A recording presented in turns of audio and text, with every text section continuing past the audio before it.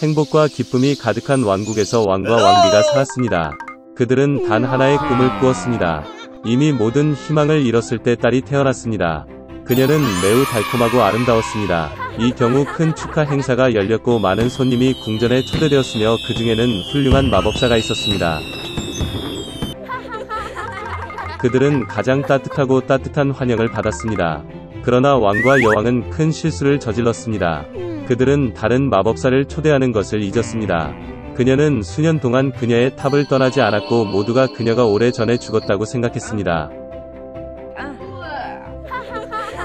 공주에게 선물을 줄 때가 되자 요정들은 그녀에게 아름다움, 친절한 마음, 지성, 아름다운 목소리, 다양한 악기를 춤추고 연주하는 능력으로 아낌없이 보답했습니다. 마지막 마법사에게 차례가 왔을 때 사악한 요정이 갑자기 홀에 들어갔고 휴가에 초대하는 것을 잊었습니다. 칼은 즉시 그녀를 위해 가져왔지만 그녀는 그녀가 받아야 할 만큼 정중하게 받아들여지지 않았다고 느꼈습니다. 그녀에게서 장과 접시를 떼어내고 그녀는 주문을 중얼거렸다.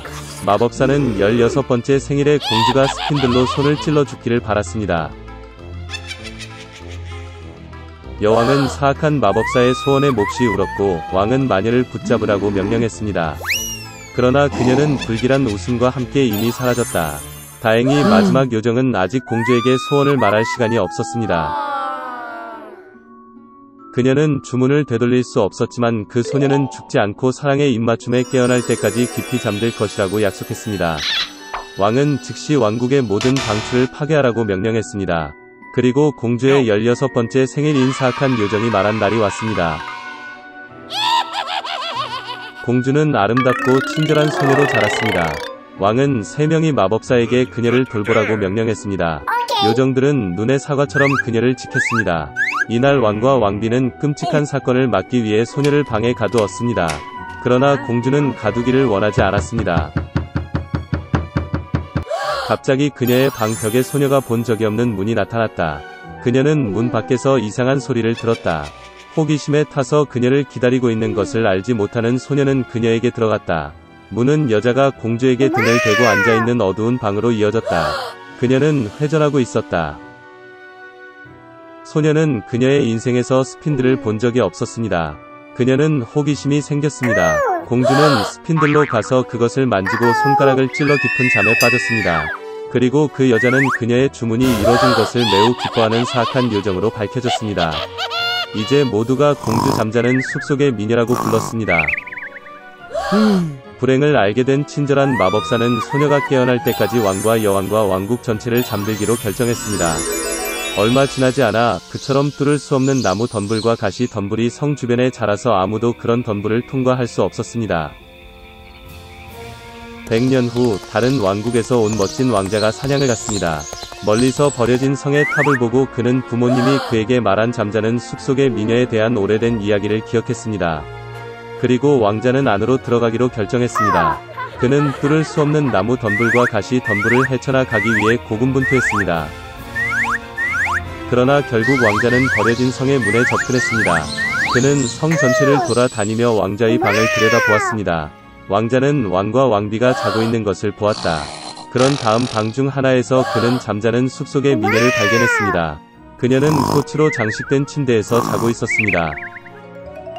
왕자는 침대로 가서 아름다운 공주를 바라보며 사랑이 그의 마음을 채우는 것을 느꼈다.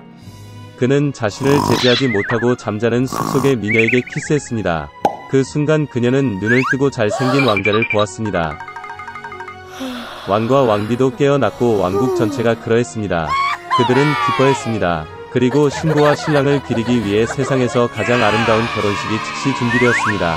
그 이후로 그들은 행복하게 살았습니다. 바쁜 삶을 살 운명에 처한 레뮤엘 걸러버는 집으로 돌아온 지 2달 만에 시 어드벤처 배를 타고 항해를 시작했습니다. 그러나 배가 마다가스카르 해협을 통과하자마자 폭풍이 그것을 덮쳤다. 강한 돌풍이 배를 미지의 땅으로 옮겼습니다.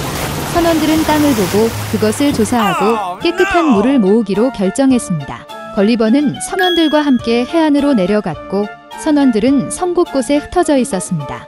물을 찾지 못한 걸리버는 해안으로 돌아가기로 결정했습니다. 그러나 그가 바다에 접근하자마자 그는 선원들이 그를 버린 것을 보았습니다. 그들은 그들을 쫓고 있는 거대한 거인으로부터 완전히 항해하고 있었다. 겁에 질린 걸리버는 섬 내부로 돌진했습니다. 그는 귀가 큰 보리밭으로 달려가 거인의 땅에 있다는 것을 깨달았습니다.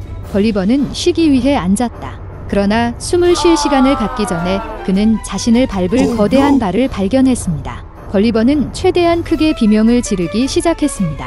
그리고 거인은 그를 알아차렸습니다.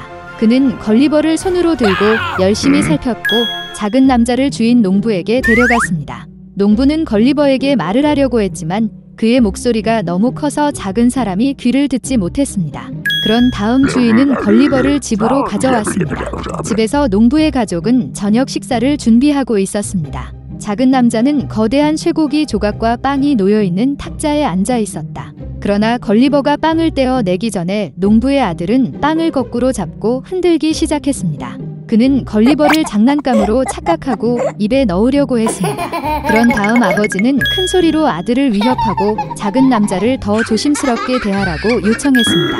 나중에 농부의 9살 난 딸은 걸리버를 위해 침대를 만들고 옷을 꿰매고 거인의 언어를 가르쳤습니다. 소녀는 걸리버에게 난쟁이 이를 의미하는 그릴드리그라는 이름을 주었습니다. 그는 그녀를 유모라고 불렀습니다.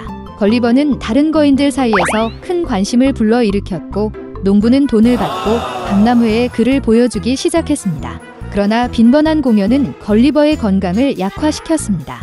그러자 농부는 그 작은 남자를 행복하게 여왕에게 팔았습니다. 그래서 걸리버는 궁전으로 옮겨 왕가의 사랑이 되었습니다. 그러나 더 이상 왕국에서 가장 작은 사람으로 여겨지지 않은 궁정 난쟁이는 걸리버를 싫어하고 가능한 모든 방법으로 그의 삶을 망쳤습니다.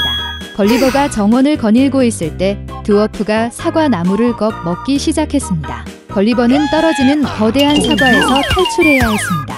그리고 또 다른 경우에는 민첩한 난쟁이가 걸리버를 거대한 크림통에 밀어 넣었습니다. 그리고 정시에 들어온 요리사 많이 피할 수 없는 죽음에서 작은 남자를 구했습니다.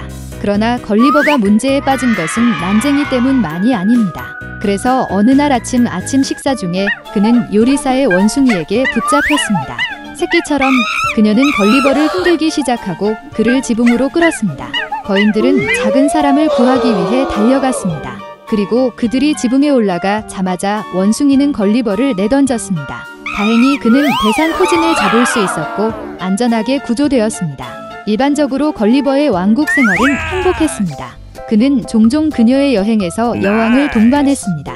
그들은 심지어 그를 위해 특별한 여행 상자를 만들었습니다. 한 번은 그런 여행에서 하인이 걸리버와 함께 상자를 바다로 가져와서 작은 남자가 신선한 공기를 즐길 수 있도록 했습니다. 하지만 걸리버의 머리 위로 그림자가 깜빡이기 시작했습니다. 과거를 날아다니는 바다 독수리는 상자에서 먹이를 발견했습니다. 그는 부리로 가슴 뚜껑의 반지를 잡고 걸리버를 바다 위로 옮겼습니다. 어느 시점에서 새는 상자를 풀고 포로가 넓은 바다에서 진을 발견했습니다.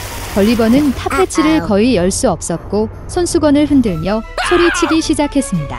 마침내 그는 배에서 발견되어 나가는 것을 도왔습니다. 그래서 모든 모험 끝에 걸리버는 다시 영국으로 돌아왔습니다. 오랫동안 그는 정상적인 크기의 물건과 사람에게 익숙해지지 않았습니다. 걸리버의 아내는 그가 미쳐버린 것을 두려워하여 남편이 여행에 대해 생각하는 것을 엄격히 금지했습니다.